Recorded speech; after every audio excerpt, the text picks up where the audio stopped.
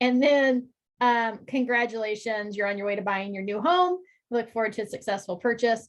And again, as we talked about on Tuesday night, we would go through that in more detail for those people that are like your high Cs and stuff that want all the information. And we would breeze through it a little faster if your client was like a D personality and they just want to get to, hey, let's go start looking for homes. We're still going to explain the process, but maybe not as in as much detail. Make sense to everybody? I like this one better than the other one. It has the same information. Basically, it's just laid out a little differently, looks a little prettier. And it's just laid out better. So there you go. There's that. The goal for today and my disclaimer is listing presentation. And here's my disclaimer. Over the course of 15 years, I have probably done a listing presentation for somebody that I wasn't acquainted with or referred to maybe 4 times. Okay. My business is built on my sphere of influence, and there's a very few listing appointments I've gone on that I wasn't pretty certain that I would get that appointment. Okay, get that listing because it was a referral or it's a repeat client or it's a good friend or whoever it was. Like they weren't meeting with other people. Okay. So because you said that, like, and that, like, so pretty much you're saying like you can kind of go off of feel in the sense of like, do I really need to go through this whole spill if you're, you know what I'm saying? Like, so really it's not perfect practice to do it all the time if you really don't feel it's necessary. Yes, I would say you should practice your listing presentation because as you're growing your business, you should start doing listing presentations for people you don't know, especially you're doing open houses, you're doing your farm, all of that. Like you should be practicing your listing presentation and going through it and making it happen. So that being said, formal listing presentation, I haven't done very many times. I do use this guide to listing your home. Okay, so this is in the BC Peeps folder as well. This is what I utilize for it. And this is something that I usually drop off ahead of time. So, right, so we schedule that listing appointment. I'm going to drop this off at their house with a little gift. It's usually like a little soap thing that says, like, if I can give you a hand, but it might be something else like, you know, looking forward to meeting with you or whatever, just something to stand out from anybody else if they're meeting with multiple people. In addition to this, I might also include in that pre-listing packet copies of the listing agreement, just like a blank listing agreement, maybe copies of the seller disclosures, the SPQ and the TDS. If it was built before 1978, the lead-based paint disclosure, and before 1965, that earthquake hazards questionnaire, so that they would know what to expect as far as things that need to get filled out. And I would probably also include a broad range CMA report, a market analysis report. Okay, as we learned in Ignite, I'm assuming you guys learned it both times, although I wasn't on the listing presentation the second time. There is a listing questionnaire, right? A pre-qualification for the listing appointment in your Ignite toolkit that you could go through. Usually you set the appointment, you might go through it then, or you might go through it when you go to confirm the appointment. That just talks with them a little bit more about the process and make sure that they're ready to kind of move forward with a listing.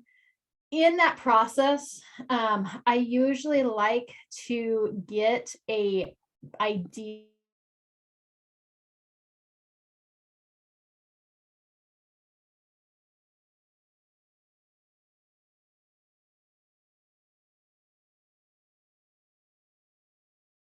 idea of what they're thinking it would list for, so that I know whether I'm going to break their spirit or whether I'm going to make them feel really good about life.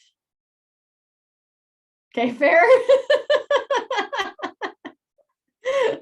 I want to know what I'm walking into. So we usually ask for that idea. That being said, once I show up to the property, my goal is going to be doing a walkthrough of the house, right? So I'm going to knock on their door, invite myself in. Well, they're going to invite me and I'm not going to invite myself in. Oftentimes, like I might have a copy of this with me in case they didn't look at the one I dropped on their doorstep, but I usually let them know I'm dropping something off. I usually ask if they had time to look through the packet. And if they did, fabulous. If not, I go, perfect. Why don't you take a few minutes to glance through this and kind of become familiar with the process? I'm going to do a quick walkthrough of your property. And just kind of look at it from the buyer's point of view. If I was a buyer walking through your house, what would I see? And just know that today I'm not judging you on your housekeeping skills.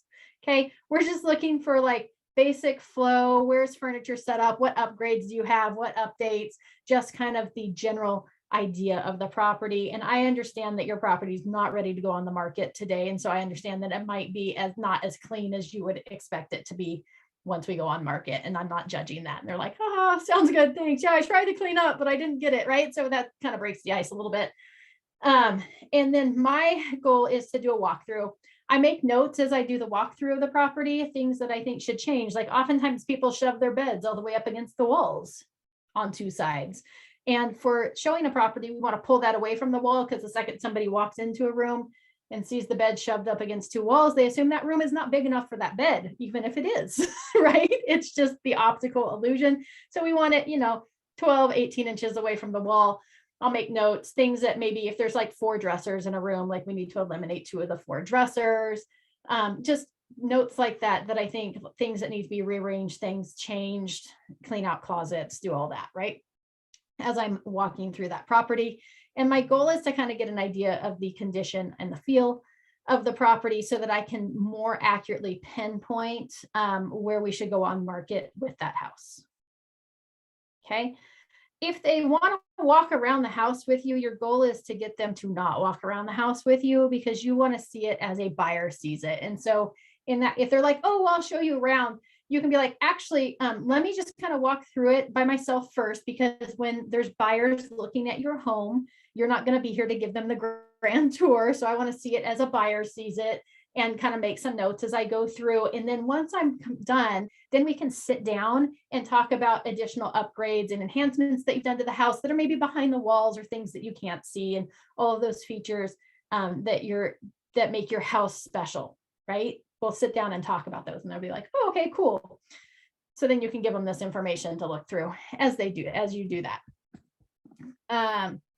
The guide to listing the home, future home sellers, same thing here. Goal for the appointment, get to know you better, answer your questions, ask you important information, and determine if we should work together.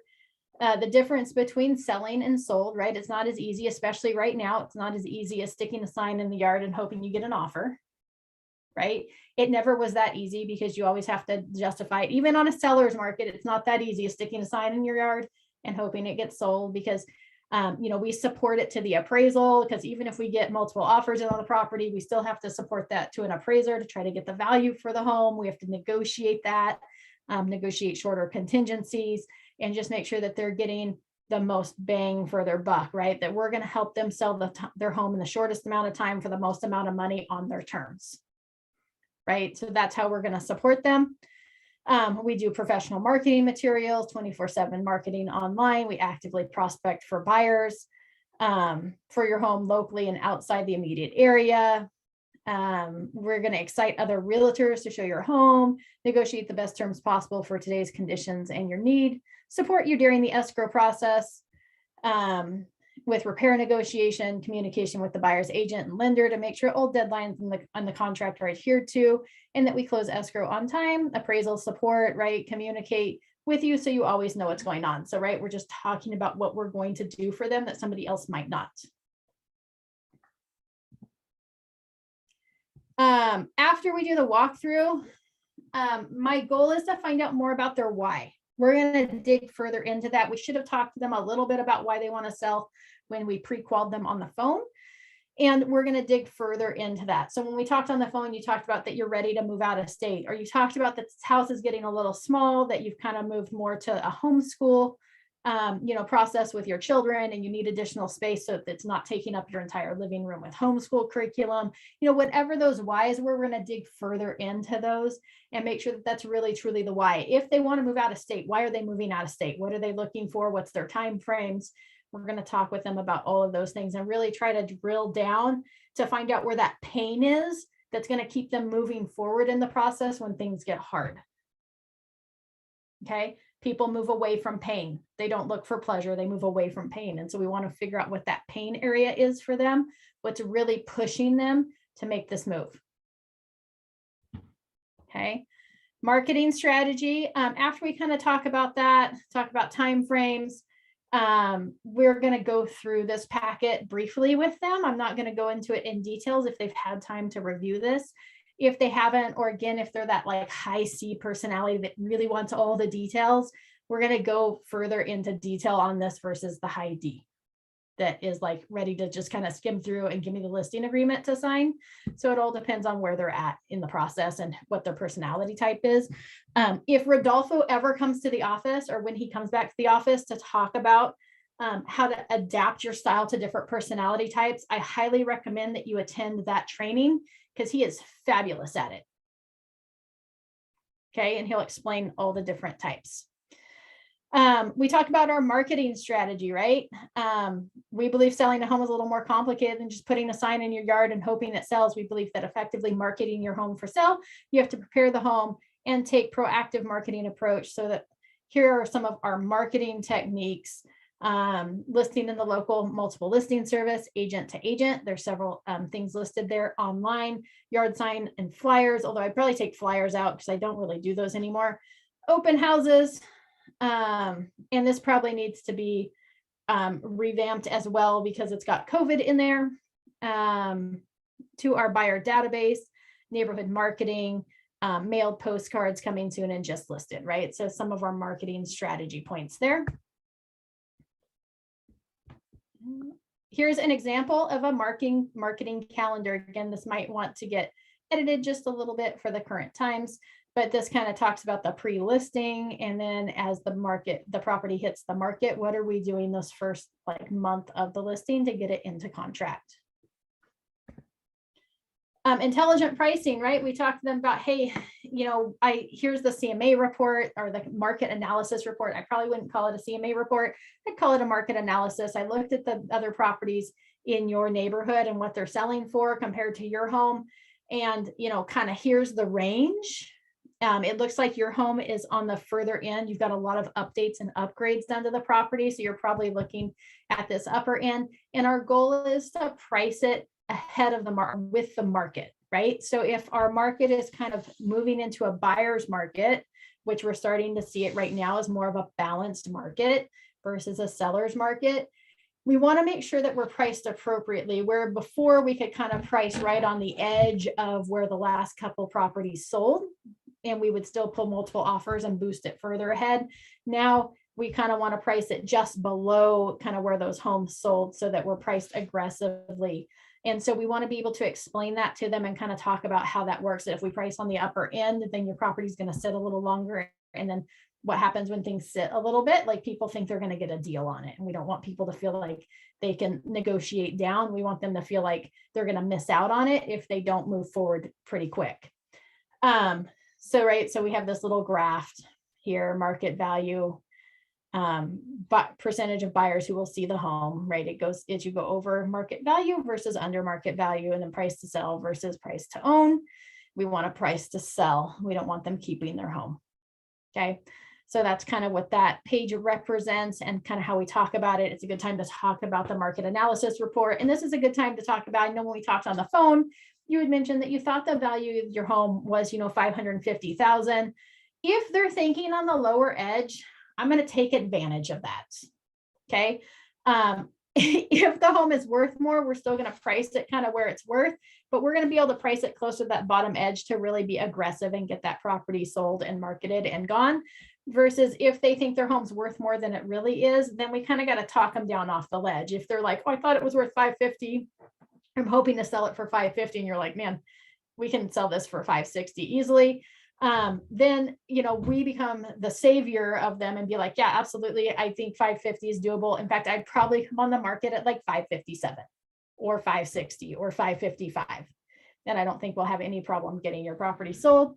Or if they think it's a little higher, then we have to talk to them a little bit more about what the current market's doing, where the comps have sold, how their property compares to those comps. This would be a good time that you like whip out those 1 pages of the comps that maybe have some photos on them, like the CMA report will print the first 12 photos, or even opening up your computer or phone and kind of showing them those listings that are their direct competition and being like, hey, if we had your house and these 2 homes and they were all priced the same, which one would you make an offer on? And they'd be like, oh, I'd make an offer on that one. It's got more updates than mine. And you're like, perfect. That's why we can't list your home at 560,000. That's why we need to list it closer to 550, is because that one's got more upgrades and it's sitting on the market waiting for buyers.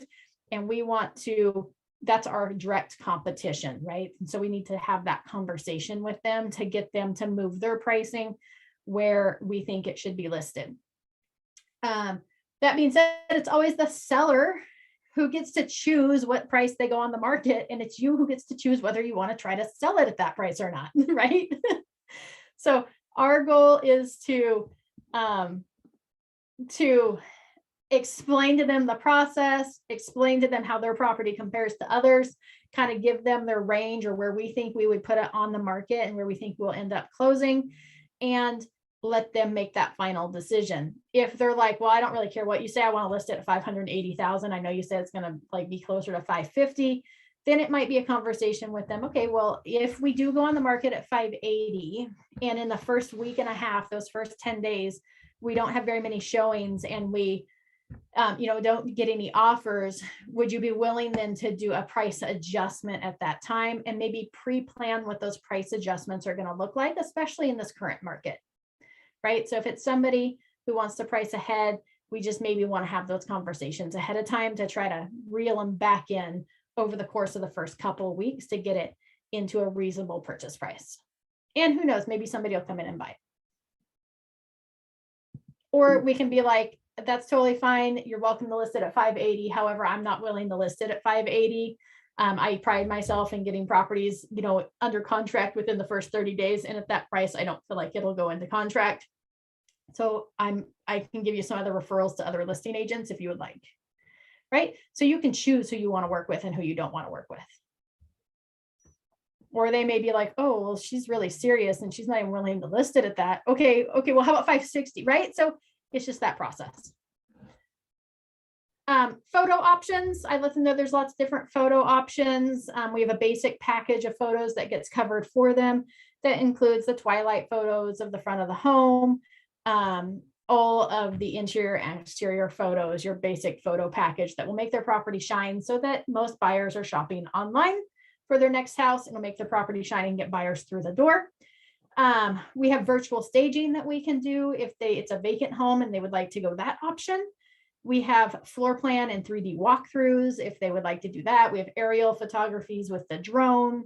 We can do a very beautiful slideshow if it's like a luxury property or a full video. So it just depends, but we've got different package options there that we can offer them depending on where their property lands and where it is in luxury or what they prefer to add to that package.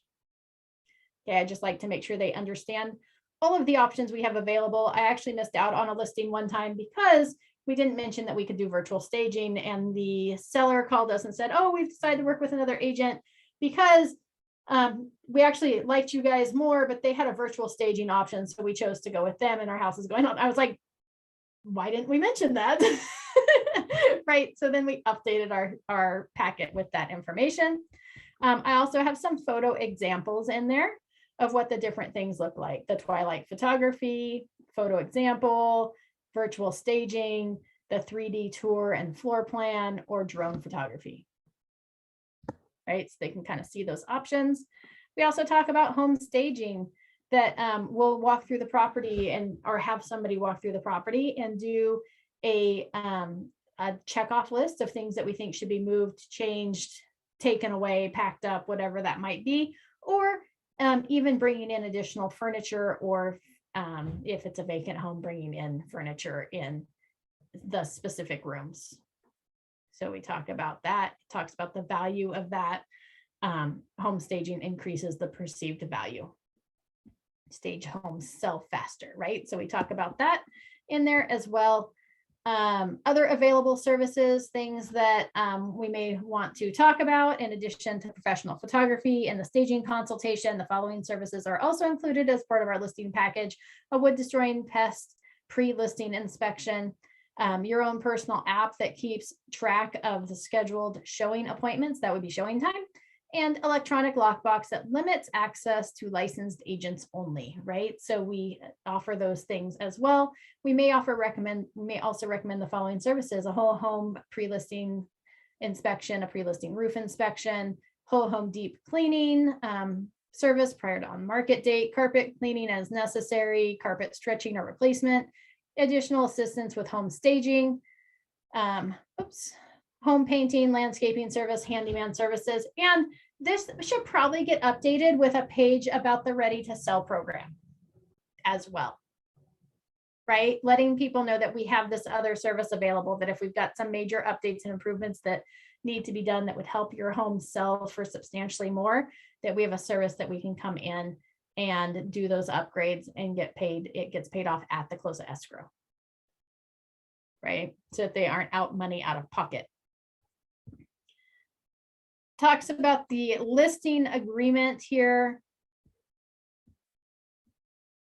Then that's where I'd input the market analysis report. Here's where I'd put the copy of the listing agreement. And here's their homework. Because again, this gets put into the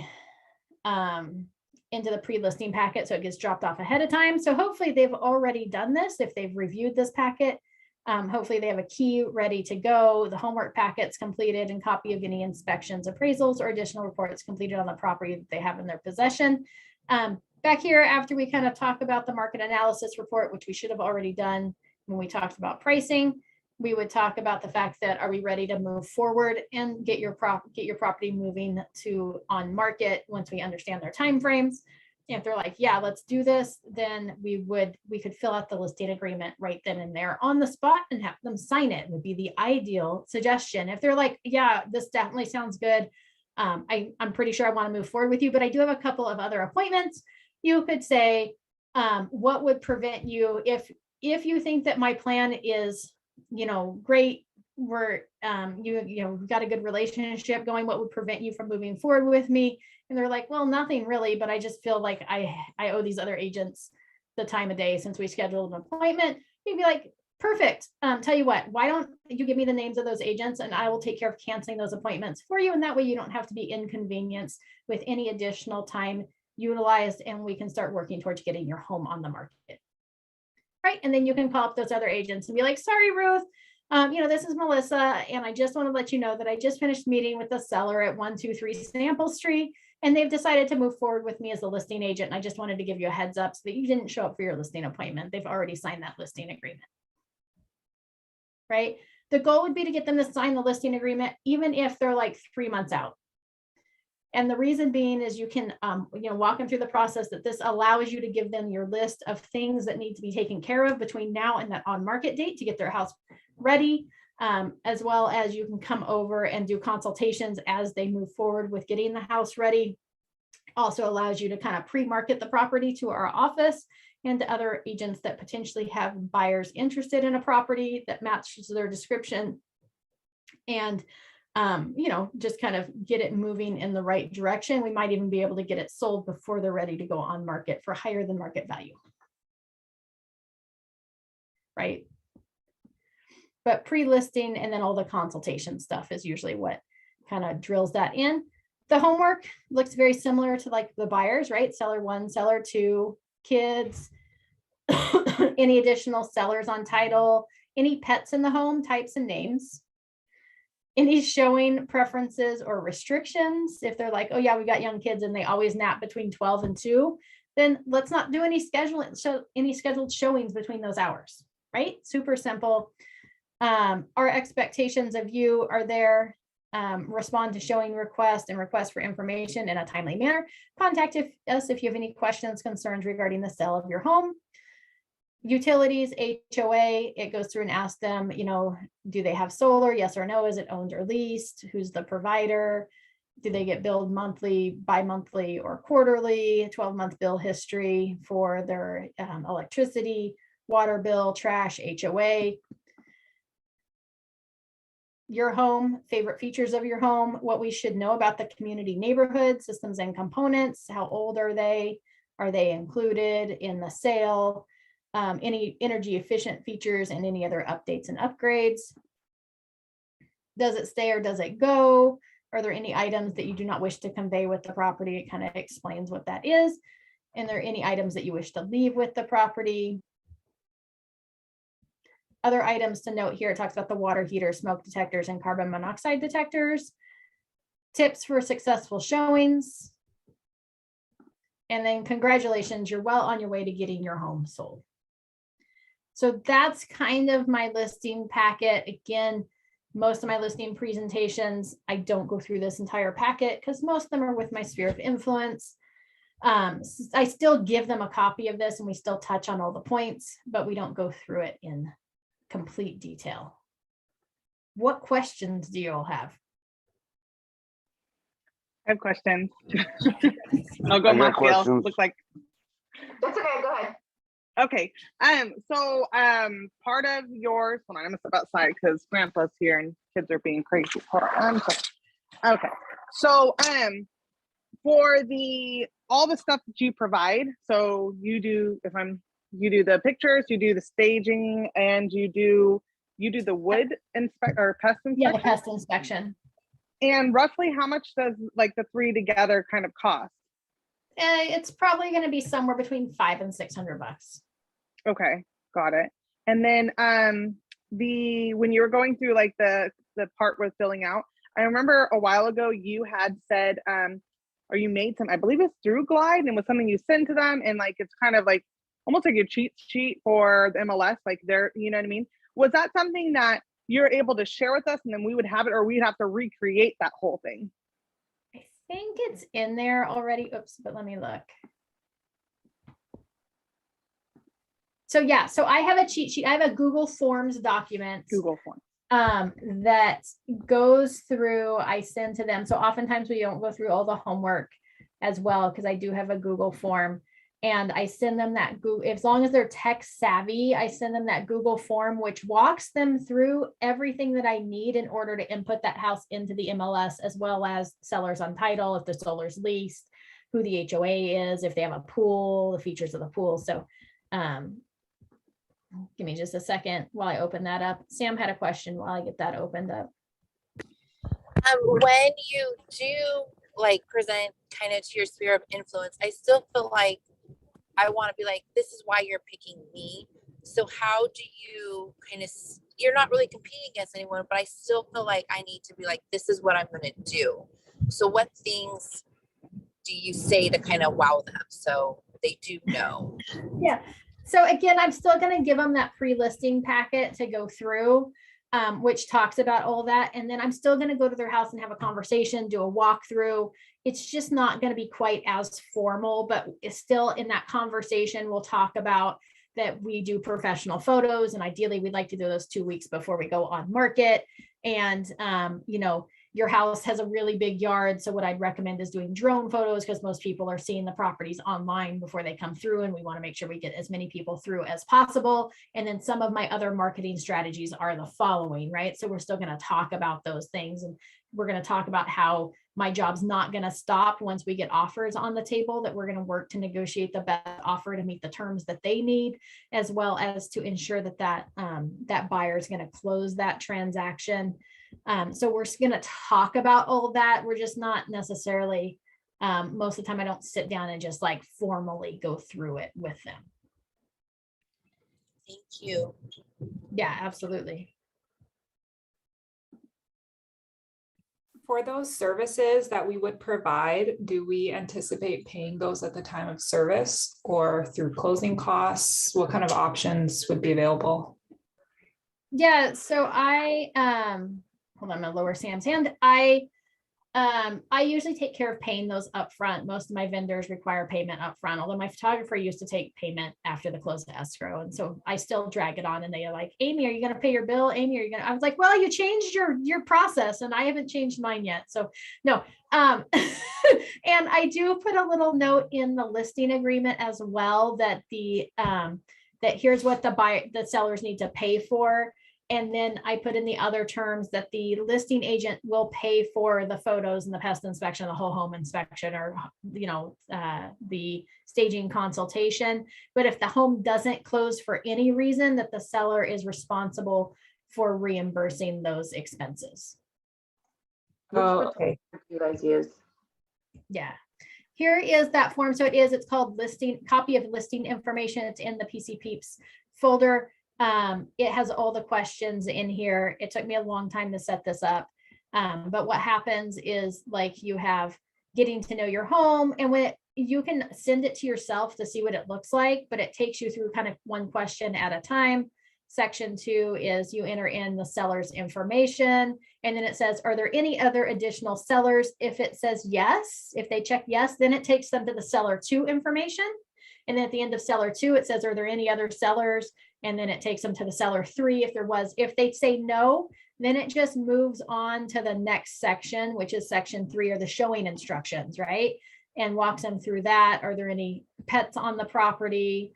Section 4 is all about your home. Do you have solar? If they hit yes here, then it's going to jump to another section where they give me more information about the solar, and then it takes them back to section 5, which is home information. Same thing about the pool. If they mark no with solar, then it just takes them to the next section. So it asks for more details, and then it walks them through like favorite things about their home. Is it single story, 2-story, tri-level, split level? What kind of construction? Is it wood frame, mobile home, prefab, manufactured? Is the exterior home stucco, wood siding, fiber cement? And they can check more than one option there. What rooms are on each level, main, second story, sub? What views do you have? What type of flooring do you have? Oh, there's the spa question. Do you have a pool? Do you have a garage? What is it? Do you have a carport, right? So all the information you need for the MLS is in this. And then once it's done, it sends them over to a spreadsheet, and you can pull all the answers from a spreadsheet, or I could come over here and go into responses. And I see both Greg and Sam's hands up, so I'll ask you your question here in a second. How did you say it sends that to them? Is that something that you send via email to them? Yeah, it's something, so it's a Google form. So you just come up here and hit send, and then you could copy it to your own and make it your own. And then you would hit send.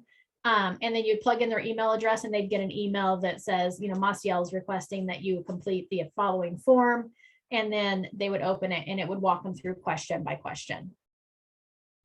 So here, Gabriel did this one. He made some responses. So you can go through each response and just keep scrolling down, and as you input it into the MLS and see them all, or you can see it on a spreadsheet.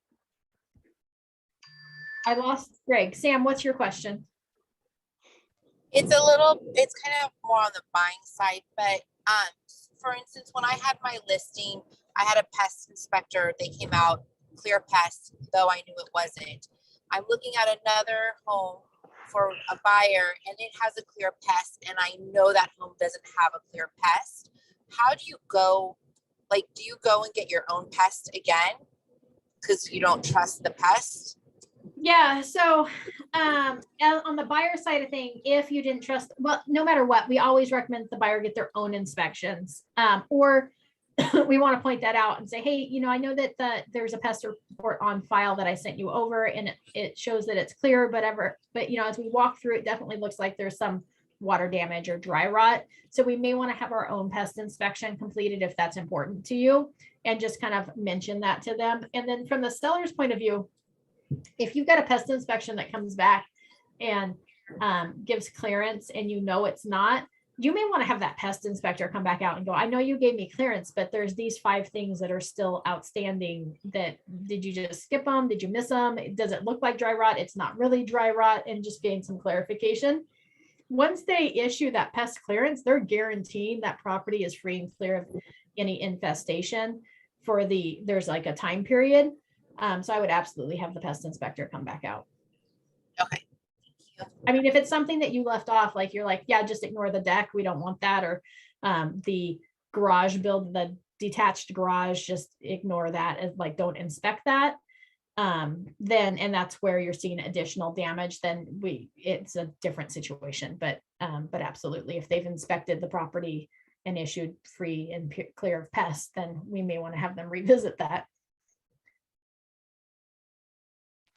Would Greg, the selling agent get upset, or just it doesn't matter, just do it? I guess. Yeah, it is what it is. There's nothing worse than as a selling agent thinking that you have a clear pest inspection, having them go and have a pest inspection done and having more things pop up. Because that's why you did it, was to hope that you've gotten everything taken care of, so there's no surprises. So in the instance that stuff does pop up, it's not so much that the listing agent's gonna get angry, it's almost more like an embarrassed feeling and how you want to deal with that. Because you truly thought it was clear. And so I would still, call the pest inspector back and be like, hey, so just checking, like, this pest inspector said this is rotten and you said it was fine. So can you come back out and look at it? Okay. Yep. Greg, what was your question? This is for everybody that's gonna miss you, Amy. Okay? Can you start from the beginning again, because we don't want you to go? I can't. It's recorded. You can watch the recording. No, I want live. I'm sorry, I want live. You can't go. I'll host That's a many good like one. YouTube live sessions. How's that? Facebook Live. That'll still work. page. So my question, no, but not in all seriousness. So that Google form that's in the PC folder, we can take that and kind of tweak it to ourselves, because I see you have it personalized. Yep.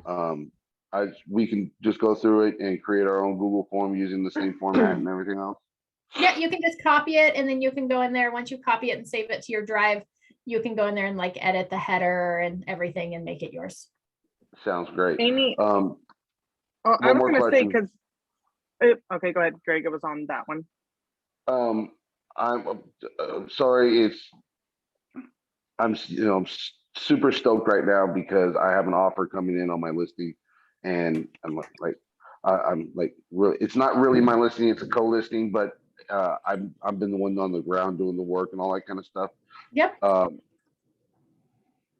So I'm still on a financial bind and all that kind of stuff. So these pest inspectors and all that kind of stuff, do they usually like hold off on the bill or bill you, and then when it closes, they get paid, or do they really demand a payment up front? Generally speaking, for your pest home, pictures, most of that is due up front. However, if you have the pest work completed, oftentimes you can bill that, close a escrow, or like 30 days out. Okay. Yep. Heather has questions. Congratulations, Greg. Congratulations. Greg. Yeah, congratulations. Thank you. Sorry, I was making faces. Somebody was walking by with their dog and they were looking like they were gonna poop on my grass. But anyways, on the Google, the thing you were just sharing, I had to request access because all it said was the thing.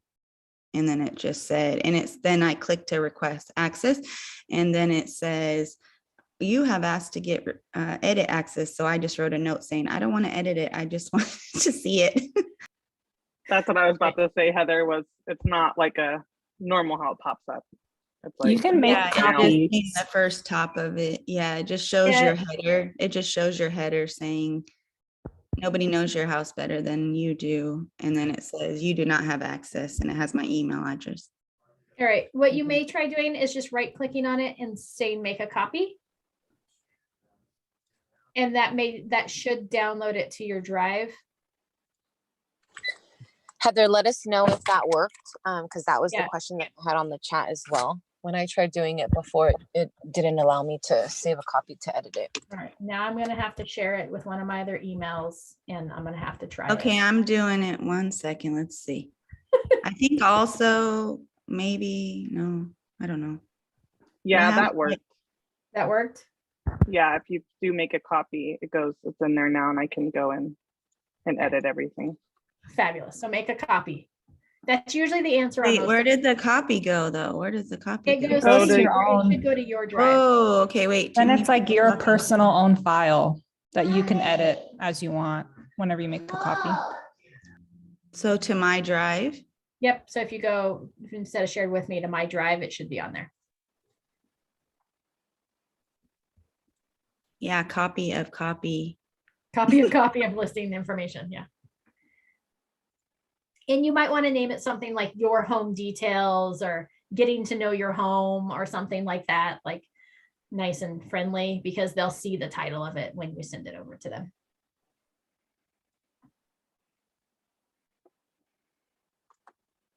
Other questions? ¿Tienes preguntas?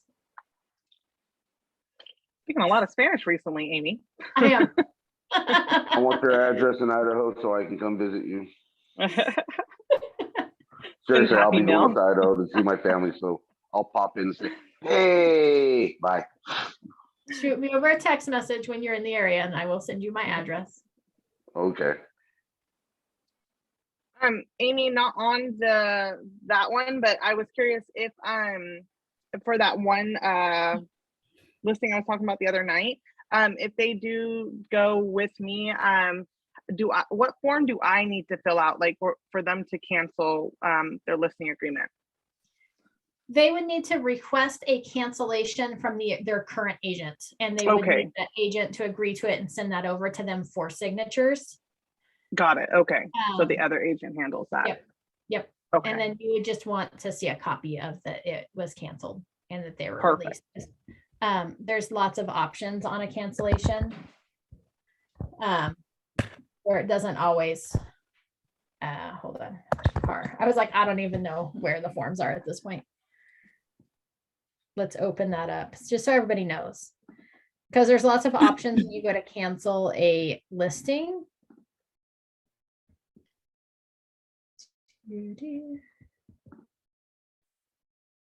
50 clicks to get to the Par Forms library.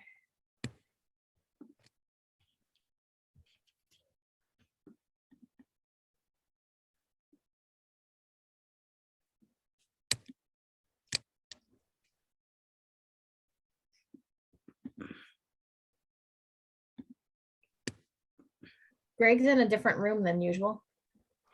I'm in the family room. My kids are here, so. I was like, there's more windows than usual and you aren't in your chair. There's a lot of windows in here and this room gets super, super hot. And the fun key thing about this house is they put the thermostat in this room. So the rest of the house gets chilled out because this room gets hot. You know, if you were to upgrade at some point to like a Nest thermostat or the Ecobee, then you can get different thermostat things that you can put throughout your house and you can teach it to read off the other thermostats. Yeah, that'd be great, but this is my house. Oh, well, you can temporarily install it and take it with you when you're done. Oh, I could do that too, yeah. But yeah, this is, I'm pretty much giving up. I keep it clean. I pay my rent and that's about it. Right, cancellation of listing form is here. I was like, I don't know, I think it's called termination, but it's a COL, cancellation of listing. And there's lots of options here where they could, if prior to the end of listing period, the listing or any extension principal enters into a contract to sell, convey, or otherwise transfer the property, they would be due a commission. So that would be like, hey, we're taking it off the market, but if you try to sell it, I'm still due a commission. That would be 1A. 1B is X number of days after the cancellation, like maybe it's 30 days after cancellation, you can relist the property. If checked, principal agrees to pay broker X percentage of the compensation specified in the listing. If checked, so that would be like, hey, I'm still due some compensation. You really want to be our 4 checked, which is principal owes no compensation to the broker. Or it's principal agrees to pay broker. So if you had somebody canceling your listing and you'd paid for photos, whatever, it would be this box here. Principal agrees to pay broker X number of dollars for out-of-pocket expenses, costs incurred, and services rendered in the marketing of the property prior to cancellation of the listing. That's where you put that total in. There's other. So anyways, there's several options on the cancellation of listing form. Ideally, for Melissa's, you'd want to see box 4 checked. Got it. Thank you. Yep. Can I ask a question about the buyer rep agreement? Yep.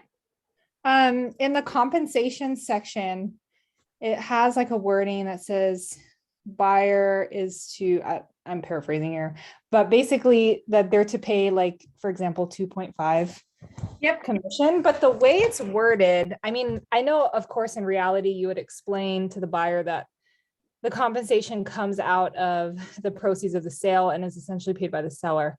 But the way it's worded in the rep agreement, it sounds like they're paying it.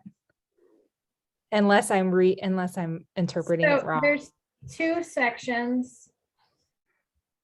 Oh, that's the fair housing. All right. So when you come down here to the amount of compensation, right? It's not fixed by law, set by each broker, blah, blah, blah, 2.5% and blank or whatever you put there.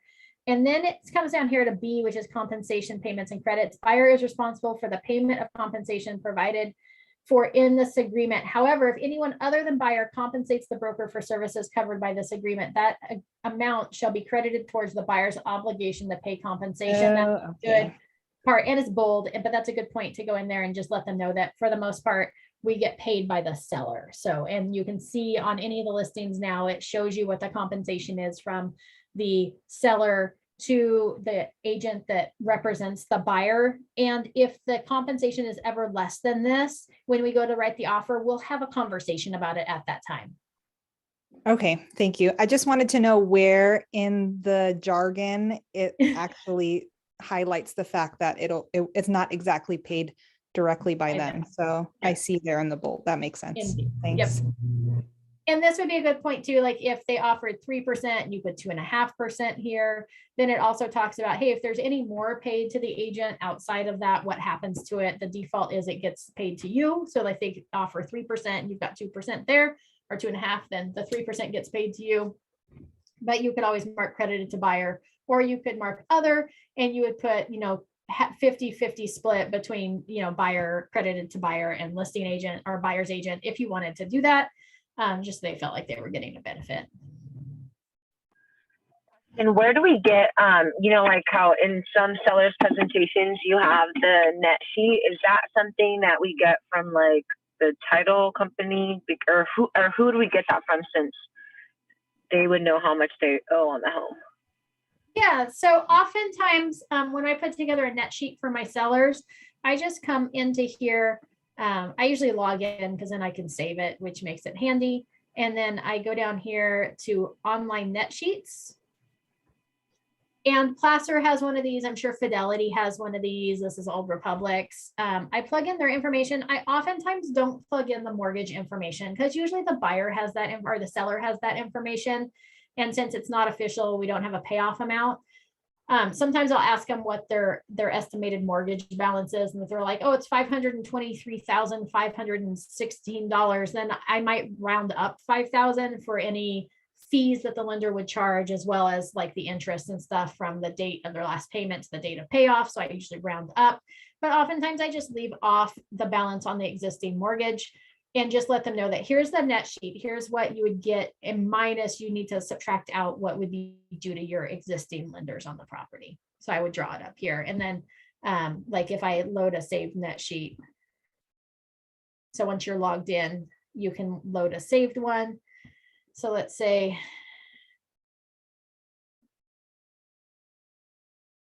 Okay, thank you. Yep. And then once you have it in there, if we calculate it out, there's also one of these, it puts all the fees in here, and it also automatically puts in what's customary for the area and the county and the city in which the property is located as far as title and escrow fees and the transfer tax.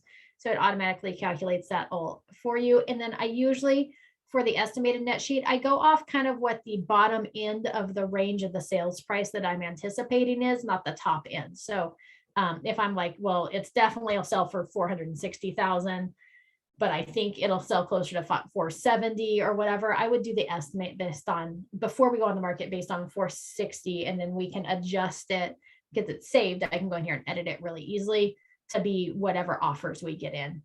And then you can save as a PDF, which downloads it. And then this would be actually what I would include for the seller of the property. It looks a little bit more official that way. It shows them what they're getting. And this one included their mortgage payoff because we had an estimate of what that looked like.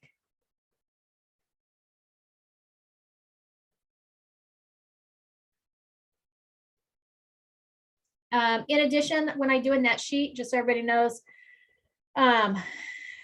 we put in the commission on there, and you can choose to have it split between both, so it doesn't look like as scary as like one sum. I usually include on my seller's net sheet a home warranty premium. I usually include miscellaneous items. I have the NHD report. I have estimated repairs, so I usually buffer their net sheet with some estimated repairs based on the condition of the property. If I think a lot of stuff is going to come back on it, then it's a little higher. If I think it's less, then I might tweak it, like newer property versus older property. And then I may do some miscellaneous of like $1,000 on there just to cover anything that got missed on this. So I just put some buffers in there. And that way, when we go and we get an offer in, and I had told them it was going to be 208,000, and then they're like, the buyer comes back and asks for, $2,000 worth of repairs. I can go, so do you remember that net sheet I showed you where you were going to get 208,000 back after the close of escrow? And they're like, yeah. And you'd be like, well, that included a buffer of 3,500 in repairs. So you're actually going to get more than that because the buyer's only asking for 2,000. And they're like, oh, okay, let's go ahead and agree to that and move on with life, right? So it just makes it easier. So I try to buffer it.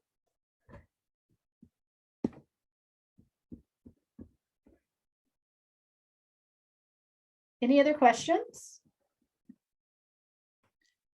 Amy, I have a question about, it's nothing to do with paperwork, but is there a reason, somebody had called me today and said that they had somebody outside of their house taking pictures, and they had, when she opened the window, her front window, to talk to him, she wasn't going to open the door. He had a Remax name tag on, she said she thought, and he was asking her if she was refinancing or pulling money out of her house, and that he had a verification of her property to be done, and it was due today. And so he was out there taking pictures like on the side of her house and everything. Is that, I was like, I know she was going to take money out, but they canceled it. And I already reached out to the lender, and they said everything was already canceled last week on their end. So could there possibly be, I told her maybe there was a possible switch, like overlay of the thing, but even her neighbor saw him taking pictures of people's house. So now she's kind of nervous. Yeah, so the lender probably had turned in an order for a BPO or a drive-by appraisal type of report. And so even though the cancellation wasn't on the refinance, it may still have been in their orders to complete. Like they may have picked it up last week and not seen that it was canceled, and they were there to do the BPO or the drive-by appraisal report, which is just pictures of the exterior. Okay. So I wouldn't be super concerned. We also run into this, just so you guys know, a lot with buyers when they buy homes or well, it's usually when they buy homes, is that house is now a comp for other properties. And so oftentimes the appraisers will drive by and take pictures of the exterior of the comps. And so it's not uncommon in the first couple of months after the close of escrow to have somebody drive by and take a couple pictures of the exterior of your house. Oh, okay. She sent me the video. He was all up on her, like at her garage, and but it's just anybody, because she said it said Remax on it. On his well, name. He could be like a Remax agent that also has like his appraiser's license or something like that. Oh, okay. It sounds like it checked out because he verified that. Are you doing a refinance or something on your property? Yeah. That's probably what he had the order to do. Oh, okay. All right. Thank you. Yeah. Any other questions? I have one more question, like Greg. One more question. So why, in the chat, you said that you're leaving, you're just leaving PC. I'm just leaving PC. Oh, okay. I'm handing you over to Carrie, who will take I know, and it's not like we're not gonna appreciate her, I feel bad. She probably feels like, geez. You will appreciate her. She will do fabulous. She's on today. And I will still be doing Broker's Corner on Wednesday mornings. And I will still be on as the broker, so you guys can still log on and ask me compliance related questions. I like how she threw that compliance. If I just may say, I feel the same way as you guys. Amy was my PC coach as well, Aw. and I love her dearly, and she is very much missed not being in the office all the time, but I'm so happy and grateful that she is still with us as our broker. Yeah. I am Amen working to out to that. come visit everybody here in the next couple of weeks is my intention, so. Wait, will say it make- again. I said my intention is to come back and visit in the next couple of weeks sometime to be in there for a day or so. If we don't know, you're in big trouble. I will say, right? You better We make will, that we note. we will find you and hunt you down. No pressure. No No pressure. pressure. That's funny. Hmm. All We righty. should have threw a Zoom party for you. We didn't know it was your last day till like hours ago. We could have all brought like our own coffee or tea or water and snacks and had a full party.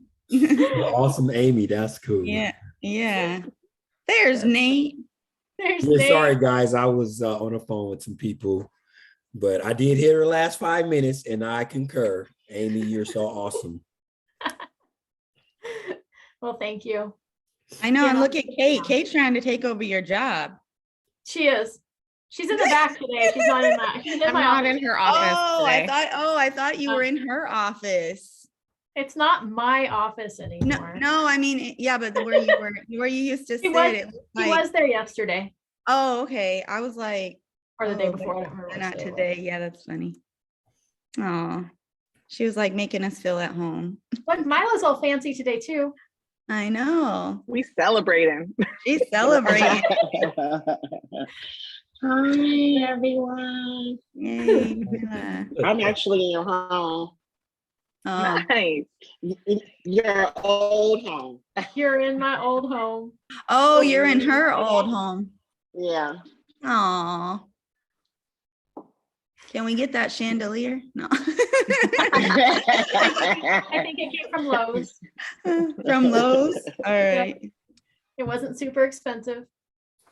Yeah, those are, I'm learning as I'm showing people like this client's property, like those little things which you never realize, but like the chandeliers and the light fixtures in the kitchens and stuff, people are really like, oh, that looks nice. Oh, it's like instead of the gold, like when we walked in some houses and they had like, I have the nasty gold and they're just like, oh, this looks old. It's like just those. And I'm thinking the countertops on that other home were older than this. Right. And you know, those lights, you can go get the contractor's pack that comes with like 2 lights that just aren't gold in color. They're just like a solid glass for like $30 for 2 of them. Super easy to go in there and replace on somebody's house, as far as making it look a little bit more updated when it goes on the market. Absolutely makes a difference. Yeah, Lowe's has some good contractor packages. I was noticing that when I was buying light pack, like even the light, the outlet covers, they have a whole contractor's one. I'm thinking, well, why am I gonna buy that? Like if I buy 4 of these, it's the same price as buying 20 of those. Yeah, it's really good. Yeah, and yeah, that's funny. See, Oh, did I man. get You will be everything? I'm missed, seeing that but you I have guys to are. run. All right. Huh? Toodles, Greg. Oh, bye, Greg. Oh, Amy, I do have one other Bye, advice Greg. question for you. All right. If you have somebody, I know that Mindy talks about it a lot with our conversations with confidence, but like getting people what they want, and like what their parameters are about buying a house and only taking them to show like certain ones, right? Not running ragged to show them everything. But these clients that I met at this open house are like open house, looking at houses, like addicts. I feel like I've took them, like literally we've saw like today I'm taking them to 2 more, like they want to see, they are not, I'm trying like to talk to be like, this is not, you doesn't have this, or they only have like a couple must-haves. So it's really hard, especially in Green Valley. They want to see everything that comes on the market. And now it's going to Cordelia. So now we're going to Cordelia. So how do you rope those people back in? Like, because it feels like every house is in their criteria, because they don't have a lot of criteria. It's just. So there's a couple different things, right? So they've seen houses and there's reasons they haven't liked those houses. So if you see those same features in another property, pointing that out, like, hey, remember that house that we saw over on Turquoise? This one's got the same floor plan and you guys really didn't care for that floor plan. So it's probably not going to be a good match. Just kind of circling them back to that would be a good way to do it. Another way is that, like, there's 2 properties that came on the market today, and are they reviewing offers, or there's 2 that they want to see, or is it better to kind of lump them all in of, you know, we're going to have some more properties hit the market over the next 24 hours. So let's wait and go see all of them on Friday or whatever that is. So kind of lumping it together in one visit. You don't have agents that are reviewing as received. It's a different ball game if they're reviewing as received. But just kind of, because they don't have a lot of must-haves, but just paying attention to why they don't like properties and what they don't like about it, and being able to bring that back into the picture of ones that you don't think will be a good match. Okay. Yeah, I tried to do that. So I was like, today, I was like, no, we're not going to go see that one today. And then one tomorrow. We're going to go to them both tomorrow. And they're like, we feel bad. You keep driving all the way to Green Valley. But then it's like every day I'm getting a text and I'm like, oh my God, I haven't even looked at the MLS yet today. And you're already texting me at 6 o'clock in the morning. Like, we want to see this one. This one just came on the market. And I'm like, yeah, it came on the market at 12:01. Like, it's okay. Like, relax, breathe, you know? And it's hard because they have such a range. Like, they're looking at homes from like 675 to 1.1 million. And I'm like, oh my God. I'm like, okay, people, like, and they're super nice and super, you know, but it's and just it could be too, like, as you're standing in the house, if you're like, so what do you guys think of this one? They're like, I don't think this one's it. And you're like, okay, well, why not this one? Right. And then you can be like, so, okay, so in the future, right, ask permission. In the future, if I see a home that has the same feature that you guys really don't like, do you want me to point that out and we'll just skip that one? Right. So ask permission when you're in the properties, so you can slowly start whittling down the properties that you're seeing as well. Okay. Yeah, I did that. They didn't want pool. And then he kept like hounding me to go see this one with the pool. And that's the one we put the offer on.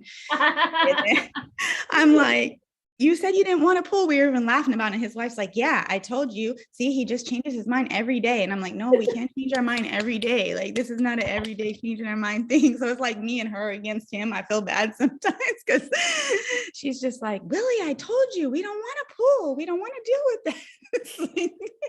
And he's like a kid, got the stars in the eyes, you know? Like, I don't know what I want. And then, oh my God, I'm just like, okay, if we can hurry up and get in contract. That's why I was so happy. I was like, yes, I'm writing this offer, even though I know we ain't going to get accepted. I'm just writing it so we can get in somewhere. So I was like, yeah, because all right, these people are funny. All right. Well, hopefully tonight we're going to see one that's 800 and one that's 1.1. So let's for the 1.1. Oh my God. I'm like, it's kind of perfect for them. Actually, I didn't really want to show you this because I know they don't want to max out. But I was like, but this is everything you wanted. It's got a bedroom downstairs, an office, and then it's got another granny flat for her mom. Like, it's everything. Nice.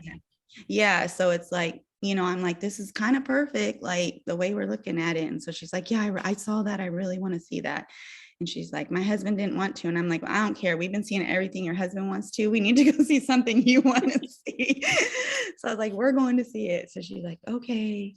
So yeah. And we got her loan switched over to, it's still with Chase, but it's with Mindy's guy that she knows that to get her husband to get in there. So it was like a whole, but it was good. Yeah. So they're happy. They're happy now. So. All right. It's 11:10. Sorry. Other questions before I hop off for the day?